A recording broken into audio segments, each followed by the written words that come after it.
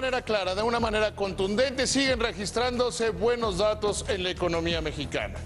Ciertamente alguien podrá decir en la cara de no es tan bueno que son leves aumentos, que el indicador coincidente y el adelantado, que son los que indican en gran medida hacia dónde viene el Producto Interno Bruto, crecieron un poquito, se pusieron ligeramente arriba de la tendencia. Alguien podrá decir, bueno, esa es una mala señal que crezcan poquito. En el entorno en el que nos encontramos, donde tenemos, por un lado, volatilidad en el tipo de cambio, incertidumbre sobre las decisiones que tomará el sistema de la Reserva Federal, datos en la economía de Estados Unidos que no marcan un sentido claro, China que muestra signos de un grave deterioro y Europa que se encuentra en la mediocridad económica, los crecimientos que está registrando la economía mexicana son bastante buenos. Vemos cómo a pesar de un entorno bastante complejo, de un entorno en el cual las situaciones parecen muy complicadas, la economía mexicana va logrando subir, impulsada en buena medida por el efecto positivo de las reformas estructurales, de estas reformas que han liberado recursos a favor de la población y que han disminuido costos, especialmente para las personas y las empresas. INEGI informó que en el sistema de indicadores cíclicos, el indicador coincidente se ubicó en el nivel de su tendencia de largo plazo en julio pasado, al registrar un valor de 100 puntos y un aumento de 0.01 puntos respecto al mes anterior. Asimismo, el indicador adelantado se situó en agosto por debajo de su tendencia de largo plazo, al observar un valor de 99.6 puntos y una disminución de 0.13 puntos con respecto al mes de julio. Algunas veces cuando elegimos al candidato más popular, al que se ve mejor en las encuestas, cometemos errores muy graves porque terminamos escogiendo a personas que parecen ser muy buenas, pero que en el fondo solo lo son para ganar elecciones. Seguramente usted recuerda cuando Vicente Fox, lo más parecido que hemos tenido un candidato independiente, ganó la presidencia de la República y festejaba mes a mes que crecieran las remesas. Ese es un dato muy malo de la economía. Que crezcan las remesas significa que más mexicanos se tienen que ir básicamente a los Estados Unidos de manera ilegal a pasar penurias porque en México, porque en el territorio nacional no encuentran lo que deberían. De hecho, una de las señales de progreso del país es que la tasa de reemplazo se comience a convertir negativa, es decir, que cada vez menos mexicanos tengan que ir a Estados Unidos y que además las remesas tiendan a disminuir. Vemos cómo, de acuerdo con el reporte de Banco de México, tuvieron un muy fuerte crecimiento las remesas. Esto no es un efecto de que estén mandando más dinero, sino que los dólares que mandan pueden comprar más cosas en peso y de ahí que se ve un efecto de crecimiento en las remesas.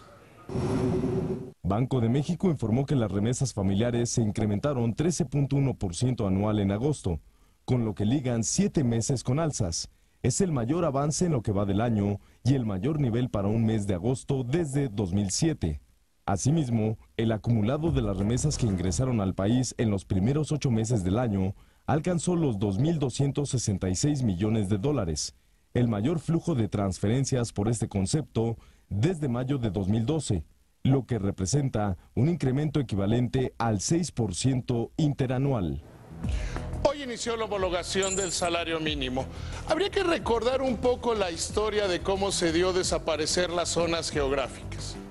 Fue a raíz de que Miguel Ángel Mancera, el jefe de gobierno de la Ciudad de México, planteó el debate del salario mínimo y se llegó a una conclusión que muchos conocíamos, pero la mayoría ignoraba. Que el problema para aumentar el salario mínimo tiene que ver básicamente porque se utiliza para multas, recargos, actualizaciones y para los créditos que da el Infonavit. Se dijo que había que subir el salario mínimo y la Comisión Nacional de los Salarios Mínimos llegó a la conclusión de que una sola geográfica era un buen paso. Sin embargo, todavía falta muchísimo por hacer.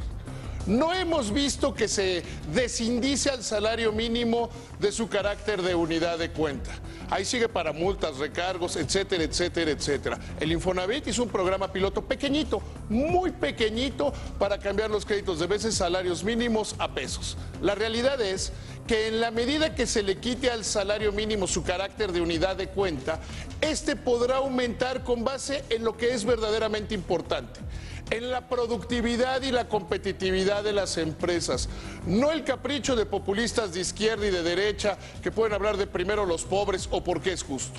La realidad, el salario mínimo debe ser desindizado por un lado y por el otro, vinculado a la productividad. A partir de hoy, el salario mínimo será el mismo en todos los municipios del país, de 70.10 pesos, debido a la homologación de las áreas geográficas A y B. La Secretaría de Hacienda señaló que esta medida beneficiará de inmediato a cerca de 751.915 trabajadores asalariados que percibían un salario mínimo en lo que hasta ahora era el área geográfica B y que aunado al incremento de 4.2% nominal aplicado en enero, el aumento del salario mínimo en términos reales será de 4.1% al terminar 2015, la mayor ganancia desde 1976. Rodrigo Alpizar y Manuel Herrera, presidentes de Canacintra y Concamín respectivamente, son tan irresponsables como desinformados, tan populistas como ineptos. En agosto se pusieron a ladrar una gran cantidad de estupideces, que ahí venía la inflación. Se encuentra en 2.53%, el nivel más bajo de la historia. Y que tenían miedo de que la Secretaría de Hacienda incumpliera la palabra que se había autoimpuesto de no aumentar las tasas de interés, no crear nuevos impuestos y disminuir los beneficios fiscales. Cuando se entregó el paquete económico el 8 de septiembre quedó claro. Sin embargo, estos dos mediocres líderes de iniciativa privada comenzaron a propalar de que, bueno, a lo mejor es a través de los diputados. Hoy, durante su comparecencia en el Congreso, Luis Videgaray, el secretario de Hacienda, fue claro, fue bastante específico al decir: señores diputados, por favor, les pido, no incrementen los impuestos, no disminuyan beneficios fiscales, y fue particularmente puntual al hablar del IVA en alimentos y medicinas. Así, es claro saber que la posición dominante en el Congreso, la que llevan el PRI y el Partido Verde, no buscará cambiar para nada, absolutamente para nada, la política fiscal. Mientras tanto, que otros populistas sigan ladrando. Luis Videgaray pidió a los diputados y al Congreso de la Unión no establecer nuevos impuestos ni incrementar los ya existentes, como el IVA a medicinas y alimentos, y no aumentar el impuesto sobre la renta ni los impuestos especiales a alimentos y bebidas. Destacó que los ingresos tributarios han registrado máximos históricos y que los ingresos petroleros han dejado de ser los principales en la economía mexicana. A ver, piense usted, fíjese en su entorno, usted mismo. ¿Ha estrenado vehículo? ¿Ha estrenado casa? ¿Conoce a alguien que lo haya hecho? Estamos viviendo una de las mejores épocas en materia de crédito de la historia.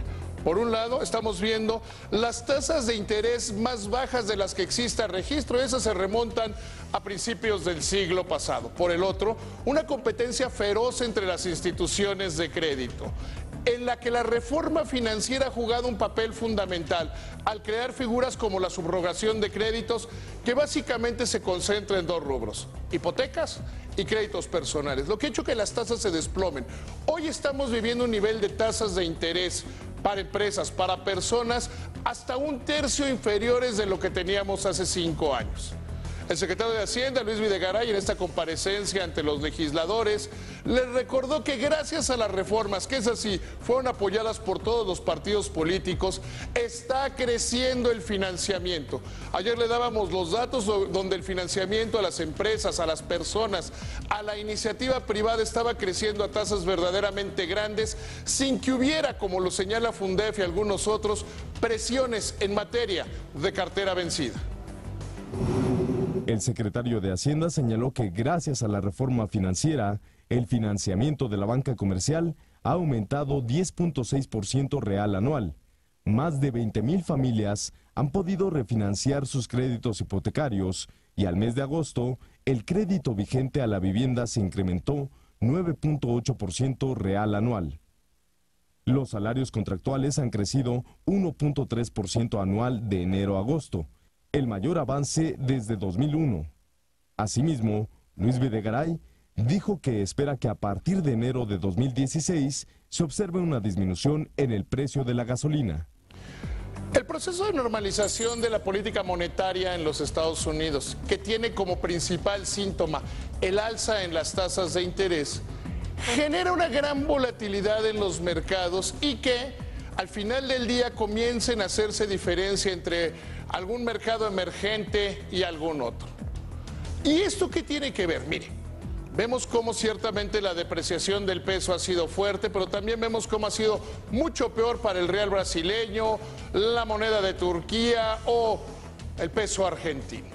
Porque se comienza a diferenciar entre uno y otro. No solo son mercados emergentes, no solo es América Latina, sino que se entiende a cabalidad dónde están unos y dónde están los otros. El Fondo Monetario Internacional destaca que México genera confianza a través de sus reformas estructurales, porque no son reformas que se hayan hecho en tiempos de enfrentar una crisis, sino que fueron hechas para propiciar el crecimiento. Y en este entorno han hecho que el crecimiento sea pequeño, que el crecimiento tenga ciertas limitantes. Sin embargo, y eso hay que dejarlo claro, se genera confianza. Una vez que se normalice, que pase la volatilidad en los mercados financieros internacionales, México será uno de los más grandes ganadores.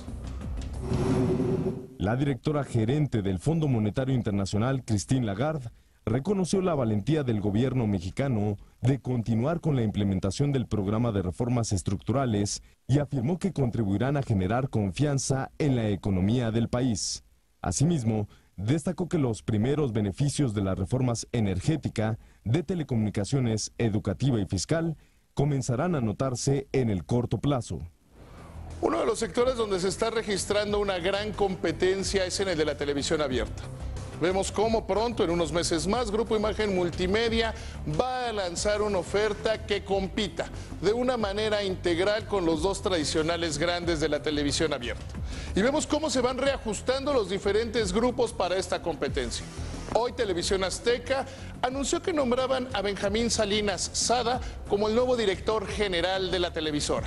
¿Qué es lo que están buscando? Una visión fresca, una visión que les permita acercarse a públicos más jóvenes al poner un director general que ciertamente tiene 10 años de experiencia haciendo televisión, haciendo algunas series como La Teniente y algunas películas, pero que busca tener un acercamiento, una visión mucho más joven de cómo se hace la televisión. Y eso es solo producto de la competencia. Gracias, que le vaya muy bien. Te invitamos a seguir cuestionando la información con los siguientes videos.